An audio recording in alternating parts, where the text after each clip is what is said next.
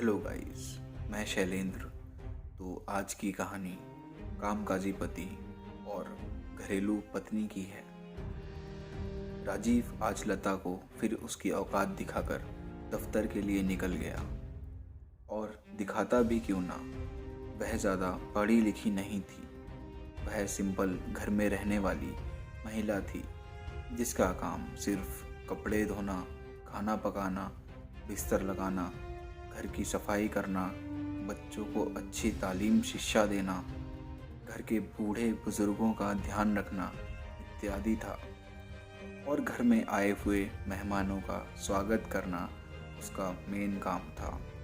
इन सब काम की क्या अहमियत है, यह काम तो एक नौकरानी भी कर सकती है। यह सोचकर लता ने अपने गालों से आंसुओं के बूंदों को साफ किया और फिर से अपने कामों में जुट गई। रोज की तरह राजीव का फोन आया कि वह ऑफिस से देर से आएगा और खाना बाहर ही खाएगा।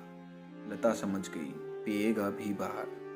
पहले तो लता रोज अक्सर इस बात पर लड़ाई किया करती थी कि वह पीकर घर ना आया करे। यह वह कहकर फटकार देता था कि वो मेहनत करता है, यार कमाता है, वो जो चाहे कर सकता है। अब वह कह कर थक चुकी थी। वह राजीव से मुंह नहीं लगना चाहती थी क्योंकि राजीव उससे कई बार कह चुका था कि तेरी इस घर को ज़रूरत नहीं है, तो जब चाहे घर छोड़कर जा सकती है। लता यह सोचकर चुप हो जाती कि शायद राजीव ठीक कह रहा है और वह जाए भी तो कहाँ। मायका बचपन से ही पराया हो जाता है। यदि घर की बेटी 2-4 दिन ही रहे तो आस पड़ोस के लोगों के कान खड़े हो जाते हैं। रिश्ते नाते के लोग चूंटियां लेना शुरू कर देते हैं। आखिरकार माँ बाप की इज्जत की होती है। यह सोचकर अपमान सहकर रहती है। एक दिन उसकी तबीयत खराब हो जाती है और उसे कड़ी बुखार हो जाती है। वह घर में लगी गोली ही खा लेती है और जैसे तैसे करके बच्चों की टिफ़िन और खाना बनाती है और कमरे में जाकर लेट गई। राजीव यह कहकर चला गया कि डॉक्टर को दिखा लेना। शाम तक लता का बुखार बहुत बढ़ चुका था। उसकी तबीयत में ज़रा सुधार नहीं था। उसने राजीव को फ़ोन किया तो उसने कहा वह घर आते समय दवाई लेता आएगा। राजीव ने दवा लता के पास रख दी और कहा ये ले, क्योंकि उसने दवा लाने का इतना महान काम किया था। पत्नियां ऐसा नहीं करती, दवा देती हैं और हाथ उसके सर पर फेरेगी। उधर सासू माँ ने आज का खाना बनाकर इस बात पर मुहर लगा दी थी कि वाकई में घर को लता की ज़रूरत नहीं है। रात को लता ने खाना नहीं खाई और बेचैन होकर तड़प रही थी। उधर राजीव चैन की नींद सो रहा था, और सोए भी क्यों ना, कल दिन उसे काम करने जो जाना था। अगले दिन राजीव दवा ले लेना कहकर चला गया। उधर सास ने भी बीमारी में हाथ पैर चलाने की नसीहत देकर महानता का उदाहरण दे दिया।